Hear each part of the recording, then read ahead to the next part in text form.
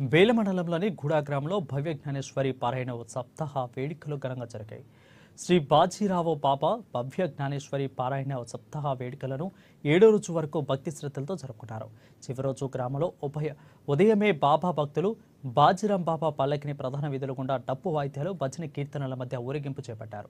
తరలివచ్చిన భక్తులతో గ్రామం కోలాహలంగా మారింది. ఈ సందర్భంగా బాజీరావు బాబా భక్తులు మాట్లాడుతూ బాబా చూపిన మార్గంలో నడుస్తూ గత కొన్ని సంవత్సరాలుగా ఈ సప్తాహ కార్యక్రమం నిర్వహిస్తున్నట్లు తెలిపారు. ఆధ్యాత్మికత మార్గంలోనే మనిషికి మానసిక ప్రశాంతత లభిస్తుందని అన్నారు. దహీ హండీ కాలాతో ఈ కార్యక్రమం ముగిసింది. ఇక అనంతరం మహా అన్నదానాన్ని ఏర్పాటు చేశారు.